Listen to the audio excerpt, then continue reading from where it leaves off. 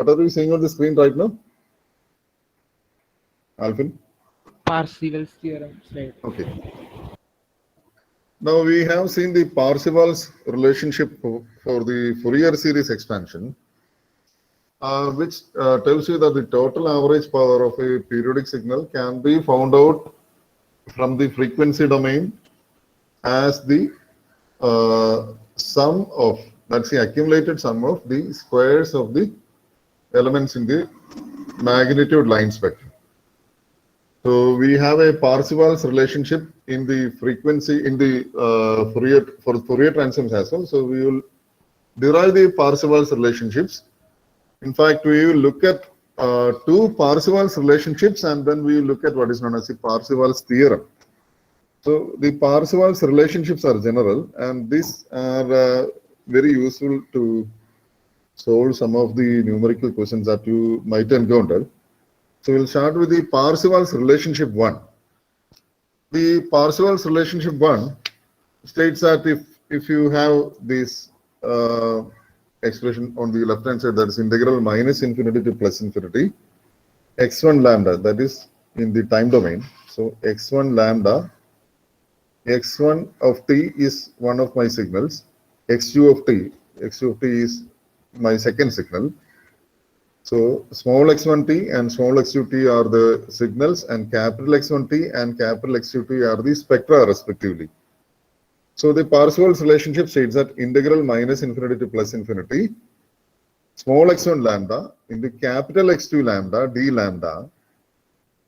So where lambda is any dummy variable, this is also evaluated as integral minus infinity to plus infinity, capital X1 of lambda into small x2 of lambda d lambda.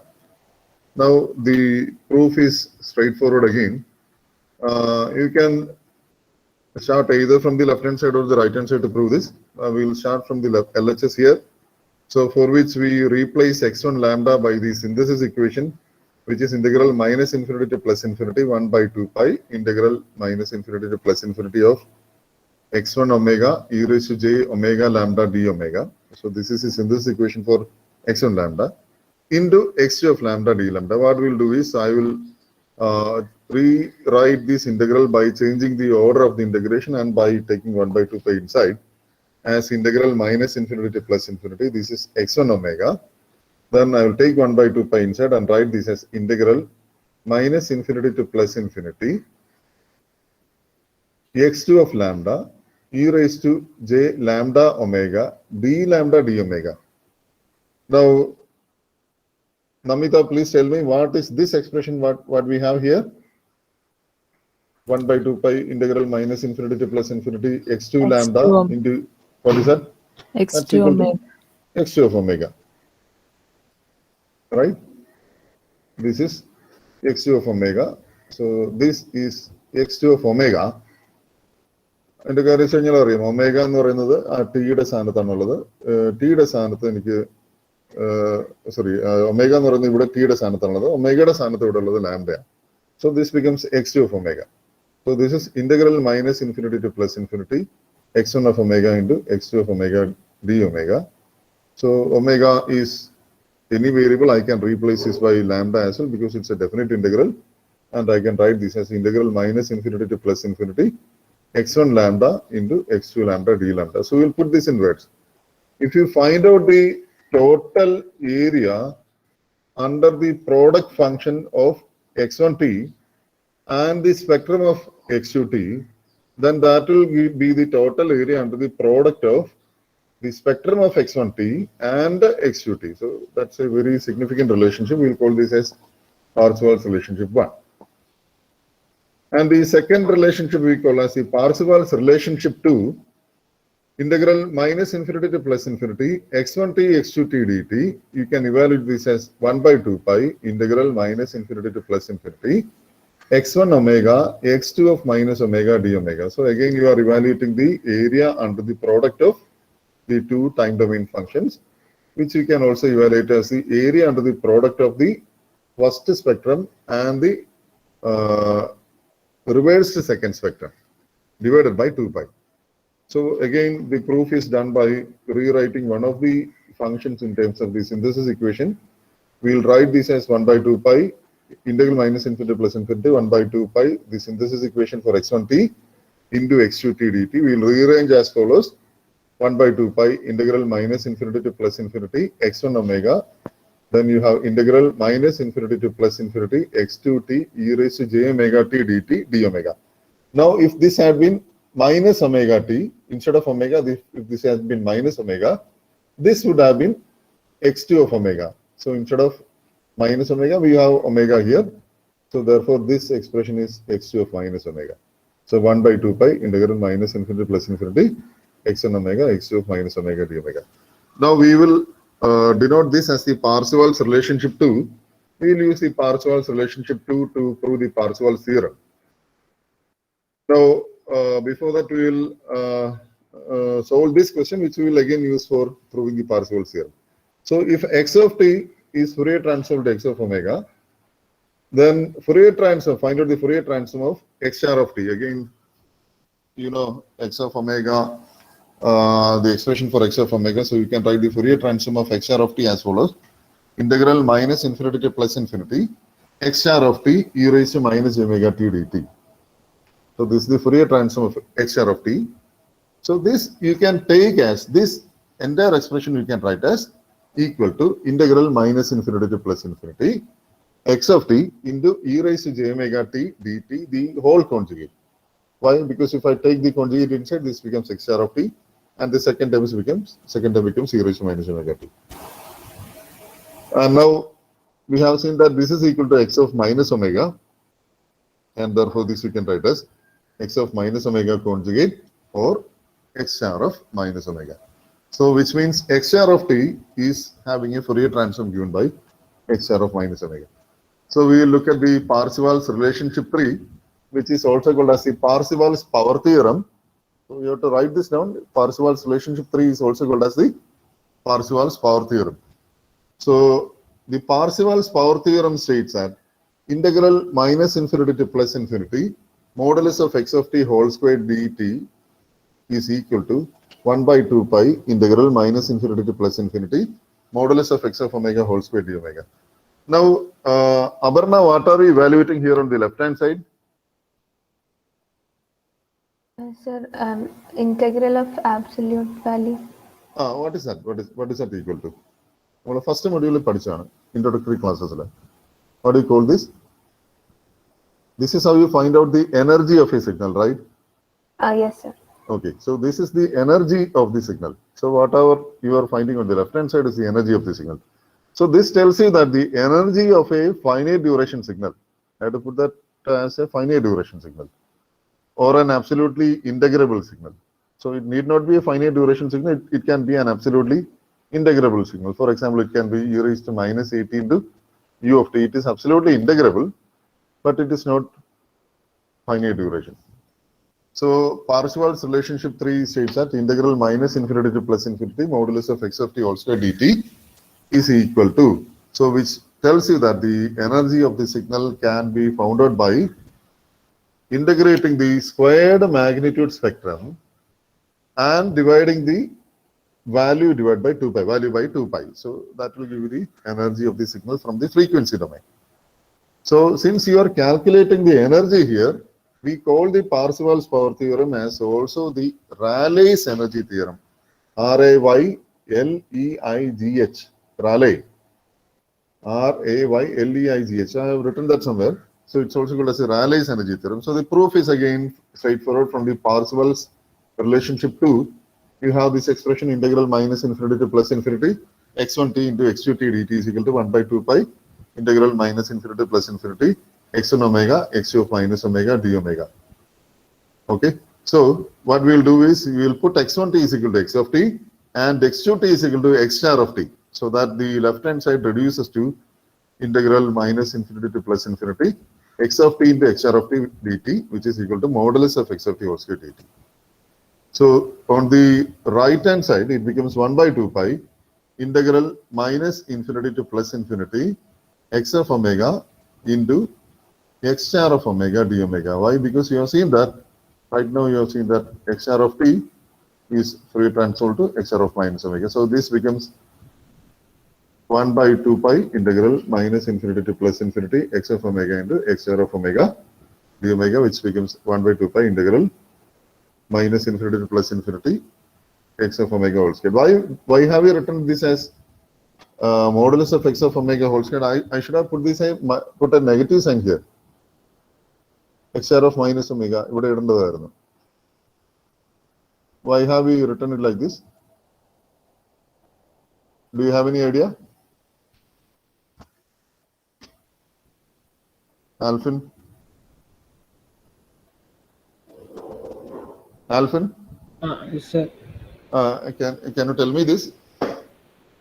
Because x of omega exhibits conjugate symmetry, right? When x of t is real. Yes, sir. Okay.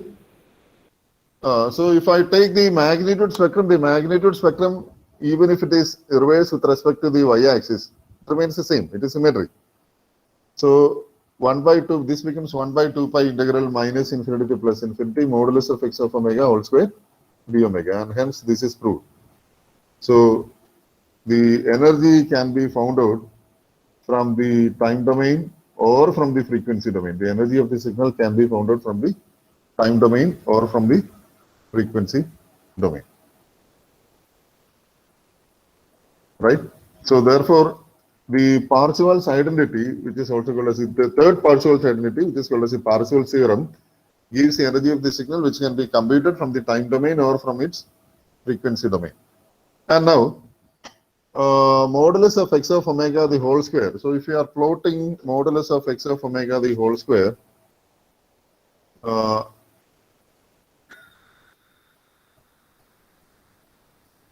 so you have a plot of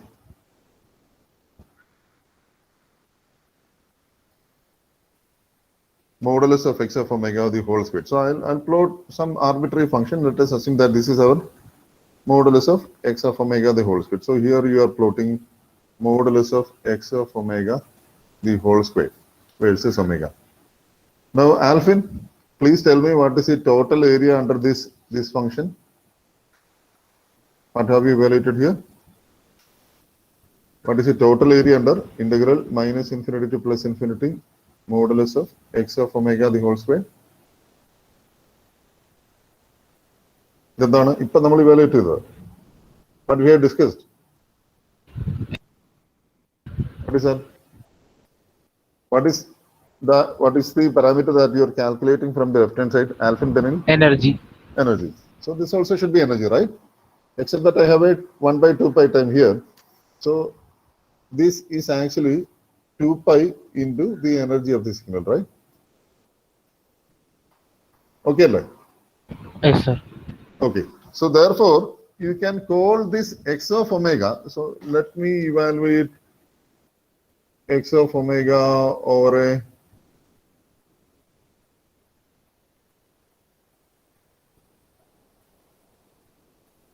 I will look at a very narrow band here.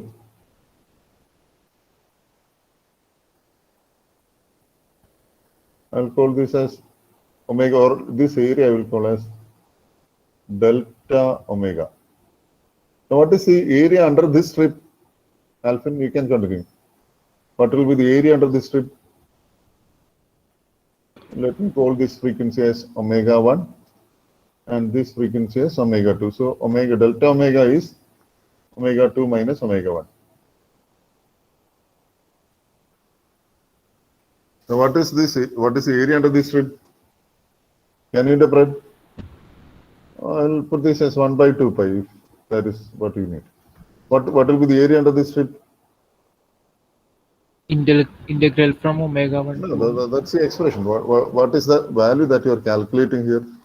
It is the energy contributed by the frequencies from omega 1 to omega 2. Do you agree with that? Yes, sir. If you evaluate from minus infinity to plus infinity, the area, then that is the total energy. So if you evaluate this strip, then that is energy from omega 1 to omega 2. Okay. So if I make this very narrow and make delta omega 10 to 0, then you basically have what is known as an energy density. Energy density. Because evaluate. So I will call this as the energy density. Energy density. So if I evaluate the energy density, which is a function of omega, d omega, then you will be getting the total energy, right? Is that understood? If I make this strip very small, you will have basically what is known as the energy density. So therefore, modulus of x of omega whole squared is called as the energy spectral density, and some others call it as the power spectral density. Okay, so the 1 by 2 pi out of the I should have written a 1 by 2 pi there.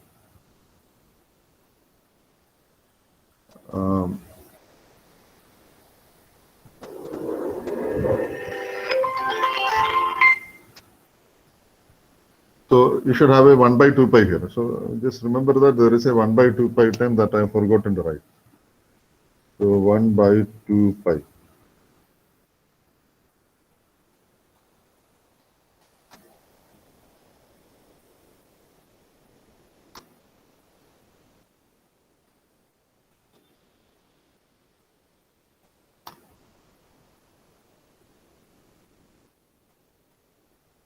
Okay, so there is this term 1 by 2 pi also.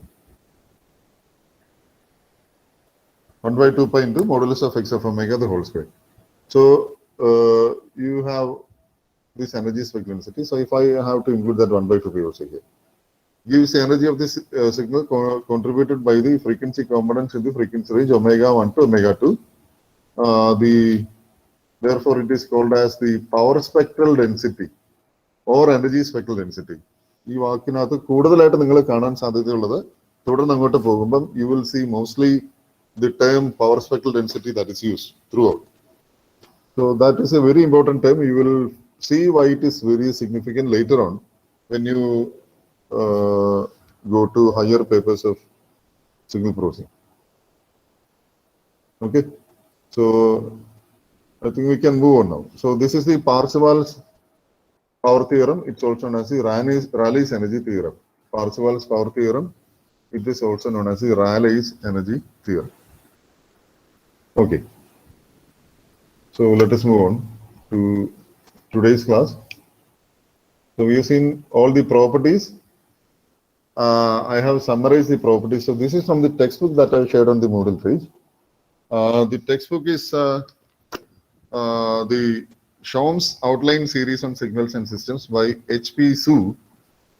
I have shared a PDF version of the textbook on the Moodle page. You can access the textbook. You have to remember all the properties. The only difference is that here small omega is used instead of capital omega, whereas to be consistent with the notations that we are going to use for the higher semester papers, I have used a capital omega to represent analog frequencies, and this small omega we will reserve for digital frequencies. So you have to remember all these properties of the Fourier transforms, and these are common Fourier transform pairs, some of which we will do in today's class. But you have to basically remember all these Fourier transform, common Fourier transform pairs, which almost each and every one of them you can derive straightforward, except for this one. This is a special case. E raised to minus at squared is a Gaussian function. It's a special case. We will do that in the class in detail. We will spend some time on this.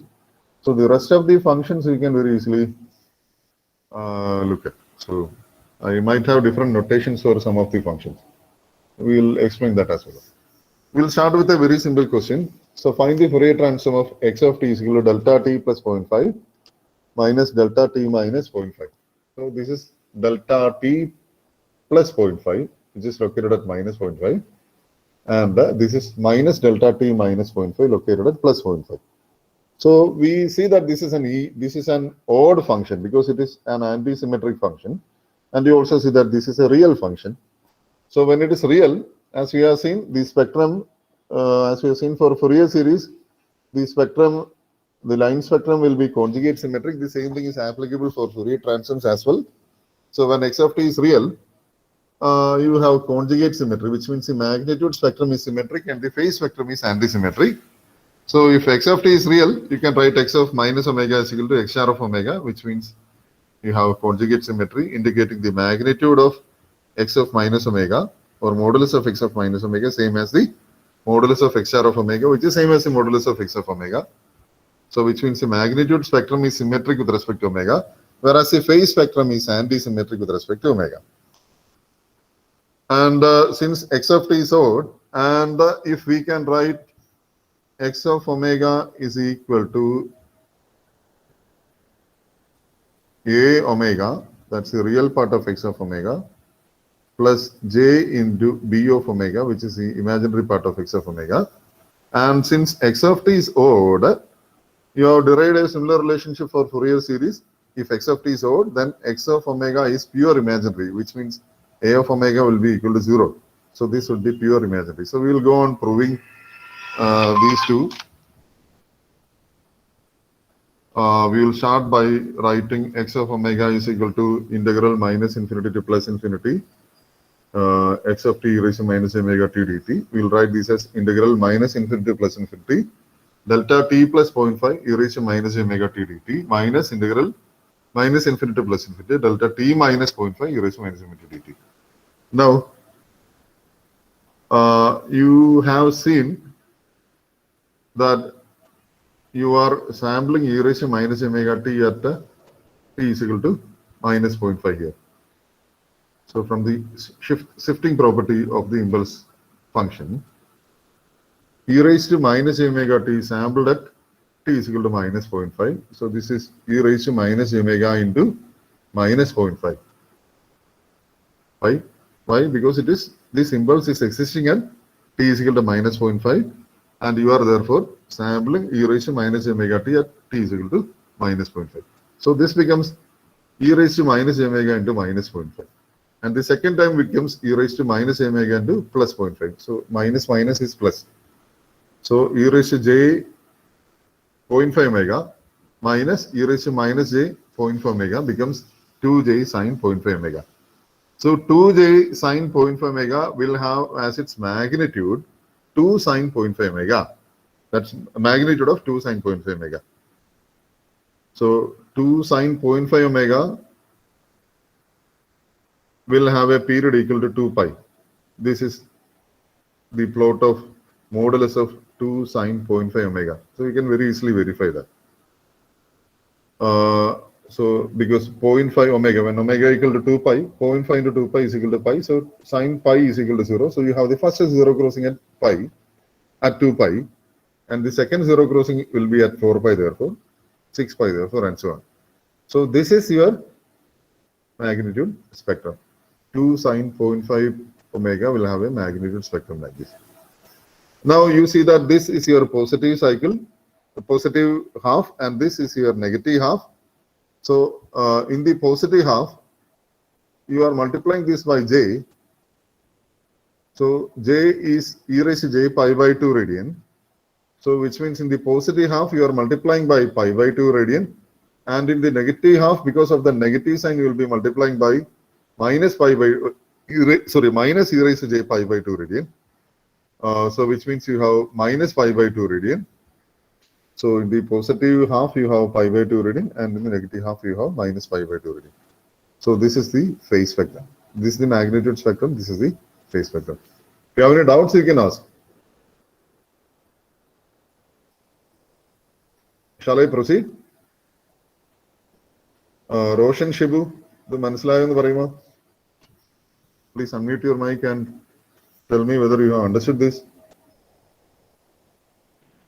Yes, sir.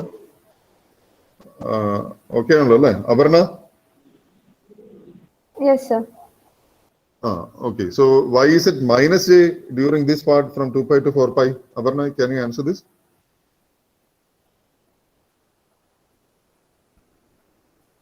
Parayama? Aparna, കേൾക്കാമോ പറയുന്നത്? കേൾക്കാം sir. ഈ സമയത്ത് J pi by 2 radian ആവാൻ കാര്യം എന്താണ്? 0 to 2 pi ഫ്രീക്വൻസിയിൽ pi by 2 radian ആണ് അതിന്റെ ഫേസ് എന്ന് പറയാൻ കാര്യം എന്താണ്? ഞാനത് നിങ്ങളുടെ ഡീറ്റെയിൽ ആയിട്ട് എഴുതാം. This is not understood. So this is 2 ഈ 2j sin 0.5 omega എന്നുള്ളതാണ്. 2 into j into sin 0.5 pi എന്ന് പറയുന്നത് മാഗ്നിറ്റ്യൂഡ് സ്പെക്ട്രം എന്ന് പറയുന്നത് magnitude of 2 into magnitude of j എന്ന് പറഞ്ഞാൽ 1 ആണ് into magnitude of sin 0.5 omega which you can write as magnitude of 2 sin 0.5 omega. അത് ഓക്കെ ആണല്ലോ Aparna? Yes, sir. Okay, now let us look at the case when sin 0.5 omega is positive. അങ്ങനെയാണെങ്കിൽ നമുക്ക് ഇതിന്റെ എന്ത് ടേമാണ് എഴുതാൻ പറ്റുക? So will multiply if when this is positive sin 0.5 pi omega positive ആകുമ്പം ഇതിന്റെ വാല്യൂ എന്താ, ഇതിന്റെ value j into A positive number ആണ് വരിക. ശരിയാണല്ലോ? 2 into j into a positive number. Is that okay? Aparna, I am asking you. Yes, sir. It's okay. അപ്പോൾ 2 into j into a positive number എന്ന് പറയുമ്പോഴത്തേക്ക് അതിന്റെ face എത്രയാണ്? For example I have 10j. 10j എന്ന് പറയുന്നതിന്റെ face ആണ് 10 into e raised to j pi by 2 radian. What is the phase? Phase is pi by 2 radian. ശരിയല്ലേ? When you have the positive half. Is that okay? Yes, sir. And when it is negative, when sin 0.5 omega traverses the negative half in the frequency domain, you are multiplying 2j by a negative sign. So that will be minus 10 into e raised to j pi by 2 radian. So what will be the phase? If I take this minus side inside, what will be the phase? That will be minus pi by 2 radian. 10 into angle minus pi by 2 radian. Minus pi by 2 radian എന്ന് പറയുന്നത് എന്താണ്? 10 cos pi by 2 radian, which is 0, minus j into 10 sin pi by 2 radian. So minus 10 sin pi by 2 radian. അപ്പോൾ ഇവിടെ negative ഹാഫിൽ അത് minus pi by 2 radian ആകും, positive Hafil pi by 2 radian ആകും. ഇനി ഇത് എന്തുകൊണ്ട് 0 to 2 pi ആയെന്നുള്ളത് മനസ്സിലായല്ലോ? Because you have sine 0.5 omega and sine 0.5 ഒമേഗയുടെ ഫസ്റ്റ് സീറോ ക്രോസിംഗ് എവിടെയാണ് നോക്കിയാൽ മതി. ഫസ്റ്റ് സീറോ ക്രോസിംഗ് എവിടെ ആയിരിക്കും? when this angle is at pi radians, or 0.5 pi 0.5 omega is equal to pi radian, which means you have your zero crossing at omega equal to 2 pi. 0.5 into 2 pi എന്ന് പറയുന്നതാണ് pi radian. Second zero crossing will be at 4 pi. Next will be at 6 pi and so on. This is what we have for the magnitude and the phase vector. I hope this is understood. So please spend time on this. Some time on this. So we will progress and write the Fourier transform for the next question, which is to find the Fourier transform for the real and imaginary. Find the real and imaginary parts of the Fourier transform of x of t. So Fourier transform of x of t. So this is a signal that we have. So the signal grows from 0 to 1 in 1 second. So which means the signal is equal to t for 0 less than t less than 1, and the signal is equal to 0 outside. Then the further. So you have basically a finite duration signal here. Now we will make some observations here. X of t is real. So x of minus omega is equal to x star of omega, which means you have conjugate symmetry. That is only when x of t is real, right? And if, since in this case x of t is neither even nor odd, here x of t is neither even nor odd. So therefore you will have a real part and an imaginary part for the spectrum. So therefore the spectrum will be complex. So you have to say x of omega will be complex, which means you will have x of omega with a non-zero a of omega and a non-zero b of omega. So these are only some observations. Actually you don't need to write all this, but you, in order to verify your answer, you will see that you will have a real part for the spectrum and an imaginary part for the spectrum. So let us evaluate the spectrum as x of omega is equal to integral 0 to 1, because it's outside this region, it's the value of the function is equal to 0. So integral 0 to 1 t e raised to minus omega t dt.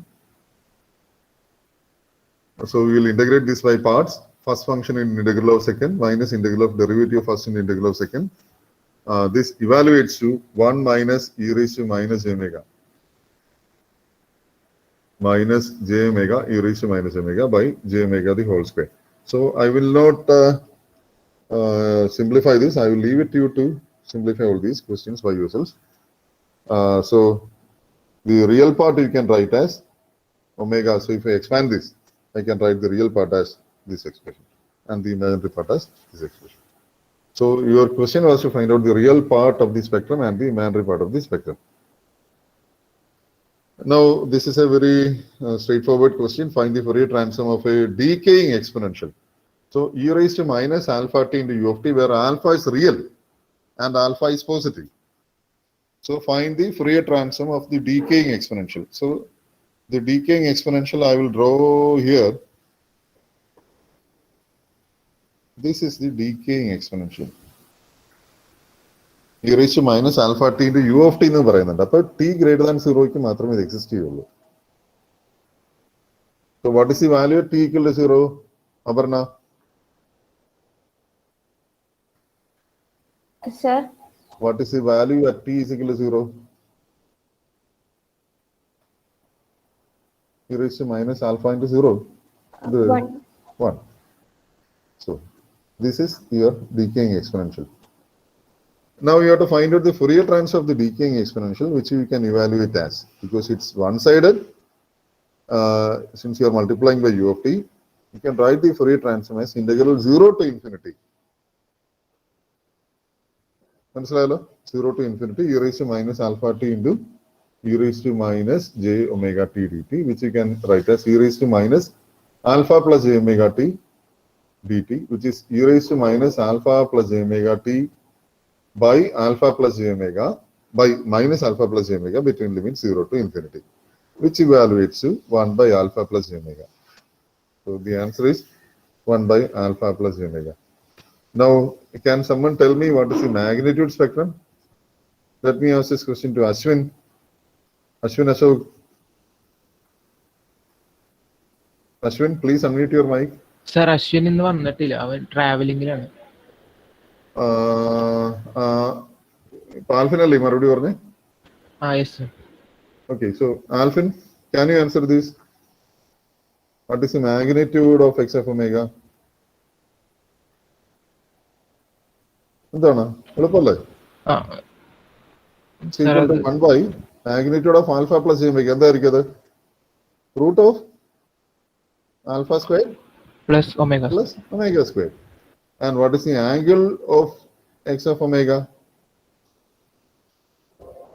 What is the angle of x of omega? See, this is in the denominator, right? So this would be tan inverse omega by alpha. So angle would be angle of 1 minus angle of alpha plus j omega. So what is that? What is the angle of 1? That's equal to 0, because it's along the real axis. Adana angle onnu illa. What is the angle of alpha plus j omega? Tan inverse omega by alpha. So since it's in the denominator, this should be angle minus tan inverse omega by alpha. Is this okay? ചോദിക്കട്ടെ Alfin? Sir മനസ്സിലായി. Okay, so this is x of omega. Okay, now let us find out the Fourier transform of this function. Now you have to be very careful of this function. കാരണം അതിന് ഒന്നിൽ കൂടുതൽ expressions ഉണ്ട്. അത് നിങ്ങൾ പരീക്ഷയ്ക്ക് ഒരു 1-2 തവണ പ്രശ്നങ്ങൾ ഉണ്ടാക്കിയിട്ടുള്ളൊരു സാധനമാണ്. അതായത് this you call as a gating function. ഈ gating function is represented as g2t of t. g2t of t എന്ന് പറയുന്ന ഗേറ്റിംഗ് ഫംഗ്ഷൻ എന്ന് പറയുന്നത് ഇങ്ങനെയാണ് എഴുതുന്നത്. -t to t1. This is the gating function.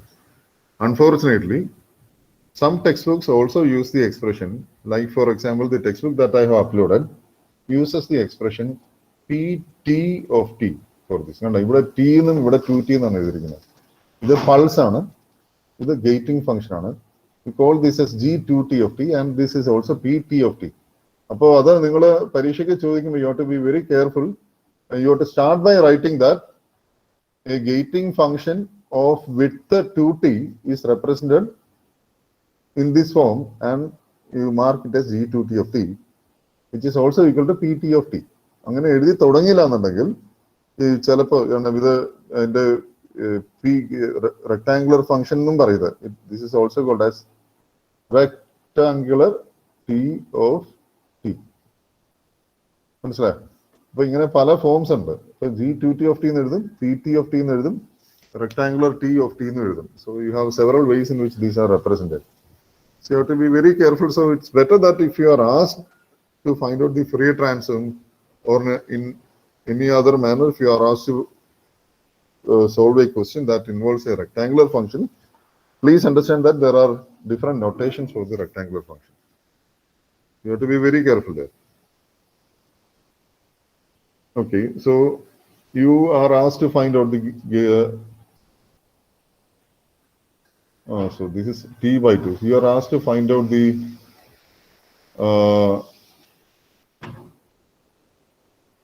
Fourier transform of this function, that is G of t. Clear ആണല്ലോ?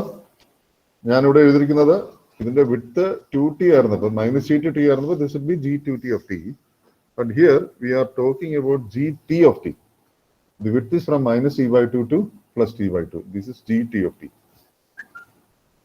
So x of omega you can evaluate as integral -t by 2 to plus t by 2 e raised to minus omega t dt, which you can evaluate as e raised to minus omega t by minus omega between limits -t by 2 to t by 2, which you simplify as e raised to omega t by 2 minus e raised to minus omega t by 2 by j omega. Again, you write this as e raised to omega t by 2 minus e raised to minus omega t by 2 by 2j omega t by 2 into 2t by 2. So you know what is this function. What is e raised to j theta minus e raised to minus theta by 2j? That is sine theta. So this is sine omega t by 2 by omega t by 2 into t. 2t by 2 is equal to t.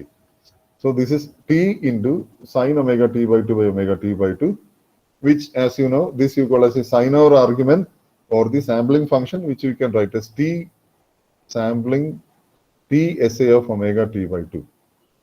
So Gt of t is Fourier transformable to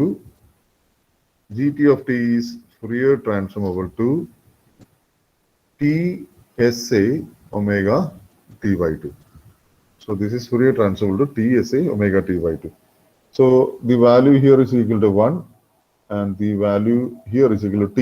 This height is equal to t. Is that okay? Is it understood, Namita? Yes. Okay, Anna?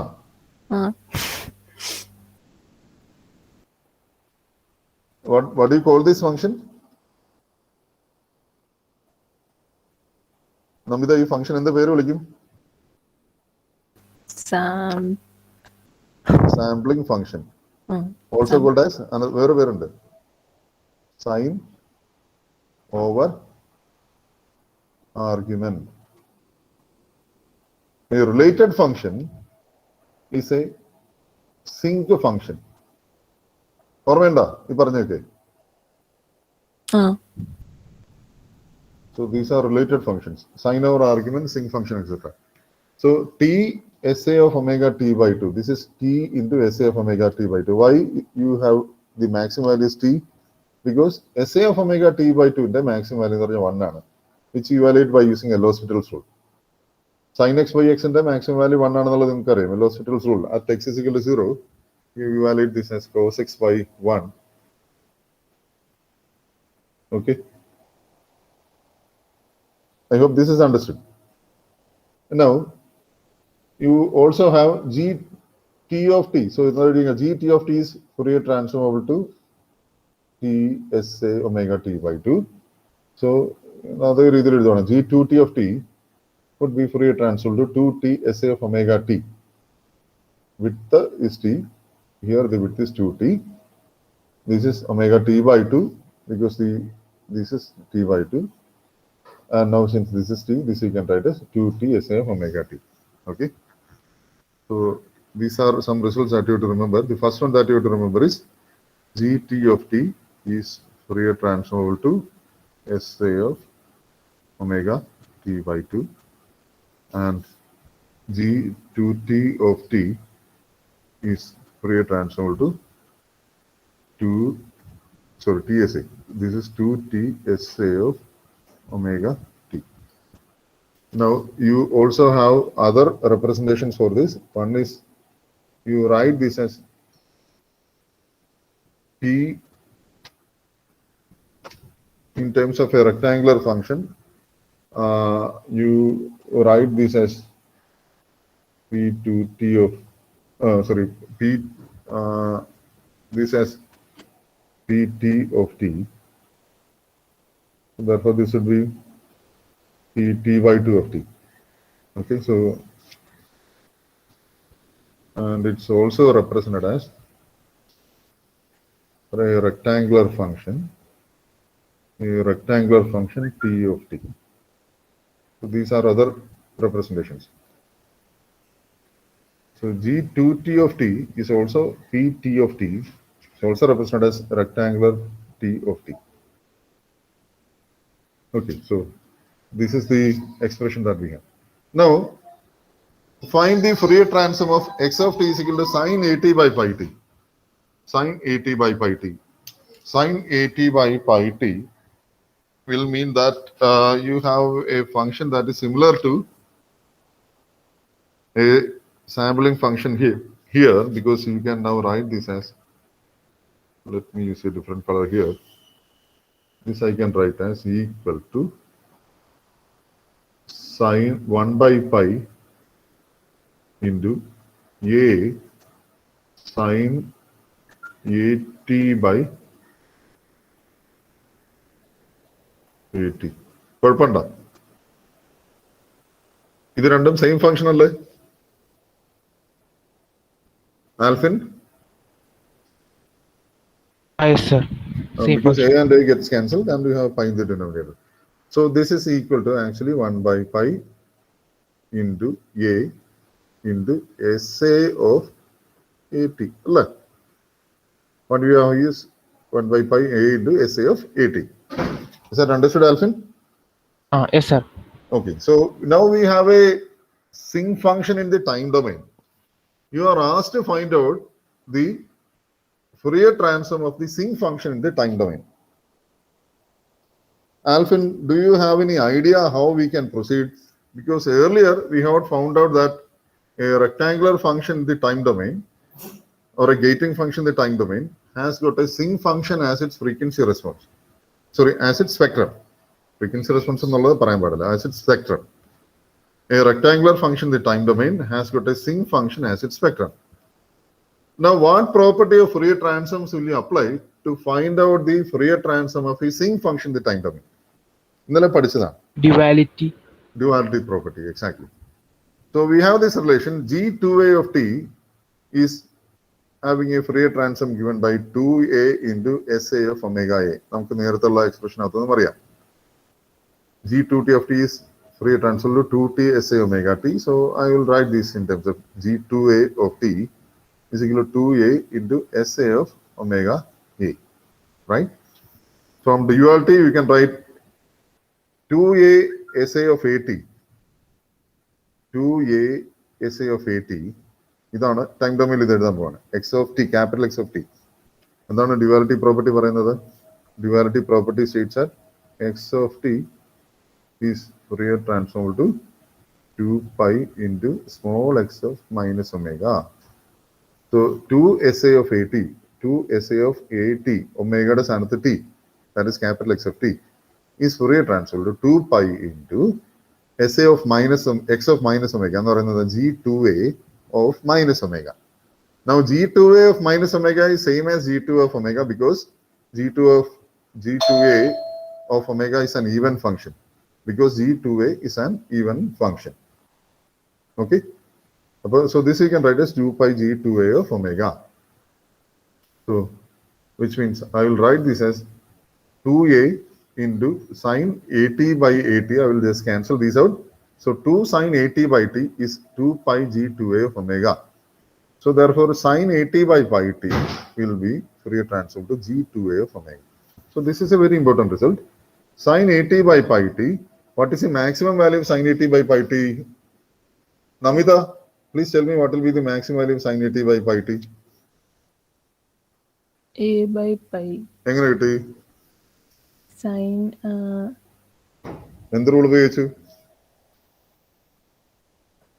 എന്ത് rule ഉപയോഗിച്ചു a by pi എന്ന് കണ്ടുപിടിക്കാൻ? പറ. What is that rule? L hospitals rule. L hospitals rule. അത് മോശമാണ്. സാറിനോട് കൃഷ്ണ സാറിനോട് പറയണം. Sin 80 by pi t. L hospitals rule apply ചെയ്യുന്ന വരും. A cos 80 by pi. A cos 80 by pi. So A cos 80 by pi and put t is equal to 0. So that is A by pi into 1. So this value is equal to A by pi. This peak value is A by pi. So if you have a sinc function like this in the time domain, maximum value A by pi now, then its Fourier transform is this G2 of omega, which you also can write as rectangular A of omega or PA of omega. അങ്ങനെ വേറെ representations ഉണ്ട് എന്നുള്ളത് ശ്രദ്ധിക്കണം. Okay. So that is about the Fourier transform of a sinc function in the time domain. Let us move on to further another question. Find the Fourier transform of e raised to minus a modulus t, a greater than 0. It's somewhat very simple. E raised to minus a mod t എന്ന് പറയുമ്പോൾ here therefore it is e raised to at in the negative side, and in the positive side it's e raised to minus at. So this can be evaluated in the negative side as integral minus infinity to plus 0. So this is e raised to at because modulus of t is equal to minus t here. So this is e raised to at into e raised to minus omega t dt plus integral 0 to infinity e raised to minus at e raised to minus omega t dt here. This you already found out as 1 by a plus omega, and this you can evaluate as 1 by a minus omega, and this you can combine and write this as 2a by a squared plus omega squared, which means your x of omega is real. X of omega is real. X of omega real എന്ന് വരാൻ കാര്യം എന്തുകൊണ്ടാണ്? You know that x of t is a symmetric function. When x of t is symmetric, then x of omega will be pure real. When x of t is anti-symmetric, x of omega will be purely imaginary. And when x of omega is neither symmetric nor anti-symmetric, you will have both real parts and imaginary parts for the spectrum.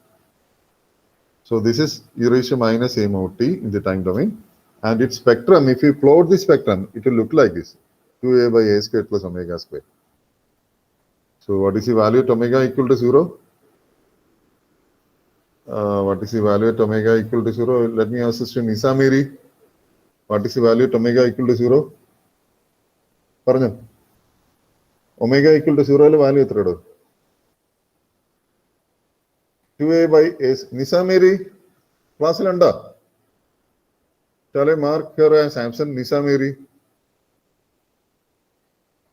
Joel Abi. Joel, Yes, can sir. you please Yes, sir. unmute your mic and answer this? And or a simple 2a by a squared plus omega squared. What is the value at omega equal to 0? 1 by a. 1 by a. 2 by a. It's 2 by a. Correct. So this peak value is equal to 2 by a. Now you are given some homeworks. Find out the Fourier transform of x of t is equal to 1 by a squared plus t squared. എങ്ങനെ കണ്ടുപിടിക്കും? അപ്പോൾ നമ്മളിവിടെ കണ്ടുപിടിച്ചു 2a by a squared plus omega squared e raised to minus a mod t is Fourier transform to 2a by a squared plus omega squared. So now, Joel, you can continue. X of t is equal to 1 by a squared plus t squared. അതിന്റെ Fourier transform എങ്ങനെ കണ്ടുപിടിക്കും? ഈ duality theorem apply ചെയ്യേണ്ടി വരും. കാര്യം ഇവിടെ 1 by a squared plus t squared എന്ന formula ഉണ്ടെങ്കിൽ apply duality theorem and you can find it. അപ്പോൾ അത് ചെയ്തോണം. That's a homework that is given to you. Unfortunately, I don't have the time to check whether you have done the homework or not. Find the Fourier transform of e raised to j omega naught t. ഇവിടെ ഒരു ചെറിയൊരു പ്രശ്നമുണ്ട്. എന്താണെന്നറിയോ പ്രശ്നം? ആർക്കെങ്കിലും തോന്നുന്നുണ്ടോ? നമ്മുടെ ഡിറിഷ്ലെറ്റ് condition എന്ന് പറഞ്ഞൊരു കാര്യങ്ങൾ പറഞ്ഞിരുന്നു. Dirichlet conditions. What was the first Dirichlet condition? Alvin, you can answer this. Absolutely integrable. The function should be absolutely integrable. Do you think that e raised to j omega naught t is absolutely integrable? cos omega naught t plus j sin omega naught t. Cosine wave evidam thottu evidam vare undu minus infinity to plus infinity vare. Sine evidam thottu again from minus infinity to plus infinity. So what is the absolute integral therefore? That will be equal to infinity. Is that understood, Alfred? Yes, sir. Okay, so therefore this is an exception. I told you that the Dirichlet conditions are only sufficient conditions but not necessary conditions, which means if Dirichlet conditions are obeyed, then you will have the Fourier transforms. If the Dirichlet conditions are not obeyed, then you cannot say that there will not be any Fourier transform. There could be exceptions. So this is one exception. A periodic signal will have a Fourier transform. So e raised to j omega naught is a periodic signal. So it is periodic. So even though Dirichlet condition 1 is violated, you still have a Fourier transform. So for that, you note that if you have 1 in the time domain, then the frequency domain representation is 2 pi delta omega, which was the example that you had seen for duality. So 1 in the time domain. So this is, you need to have 1 in the time domain. This is 1 in the time domain. And you will see that the Fourier transform, you have seen that the Fourier transform is this one, omega equal to 0. This is 2 pi. This was the illustration for duality theorem as we had discussed yesterday. So 1 in the time domain is Fourier transform to 2 pi delta omega. So from the frequency shifting property, if I multiply x of t by e raised to j omega naught t, if x of t is multiplied by e raised to j omega naught t, then the spectrum will be 2 pi, sorry, spectrum will be x of omega minus omega naught, x of omega minus omega naught. So this is having a spectrum equal to 2 pi. So therefore this will be multiplying e raised to j omega naught t by 1 will be have a spectrum of 2 pi delta omega minus omega naught. So therefore we can find out the spectrum of e raised to minus j omega naught t as 2 pi delta omega plus omega naught. And therefore I need you to work out these two questions. Find out the Fourier transform of cos omega naught t and sin omega naught t. Okay, so this we can write as in terms of the complex exponentials, and then you can find out the Fourier transforms. So this is a homework for you that you have to work out. Now find the Fourier transform of x tilde of t with period t0. So you will extend this to any periodic signal. So from the Fourier series expansion for x tilde of t, you can write this as sigma over k ck e raised to jk omega 0 t, which is the exponential Fourier series, where omega 0 is equal to 2 pi by t0. So this is a Fourier series expansion for any periodic signal. Now you have seen the Fourier series for a complex exponential here. So we will use that property here and find out the Fourier series of x of omega as Fourier transform of this expression.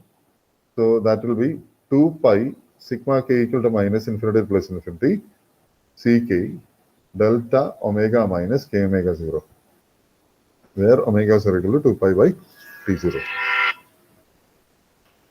Okay, and we will use this to find out the Fourier transform of the impulse train. This is the last question that we will will discuss today. I will need some 1 minute to 2 minutes for this. So please convey my apology to the next faculty who is taking the next hour. So otherwise it will be difficult to continue the next class. So find the Fourier transform of the impulse train as delta t0 of t is equal to sigma over k delta t minus kt0. So this is the Fourier series. You have seen the Fourier, this is the impulse train. Delta t0 t is the impulse train given by sigma over k delta t minus kt0. You have seen the Fourier series of the impulse train as equal to 1 by t0 sigma over k equal to minus infinity to plus infinity e raised to jk omega 0 t, which means the lines in the line spectrum will consist of Kronecker deltas with a height 1 by t0. This is what we have seen already. Here omega 0 equal to 2 pi by t0. So we will take the Fourier series of this expression. The Fourier series of the expression, Fourier series of delta t0 t is equal to 2 pi by t0 sigma over k delta omega minus k omega 0 from our expression for the periodic signal. 2 pi k sigma over k ck delta omega minus k omega 0. We can write this as 2 pi by T0 sigma over k delta omega minus k omega 0. This is delta omega minus k omega 0. So I've taken that 1 by T0 outside. So this is 2 pi by T0 sigma over k delta omega minus k omega 0. 2 pi by T0 becomes omega 0, and therefore this is an impulse train in the frequency domain, delta omega 0 of omega. So which means an impulse train in the time domain, this is a very important result.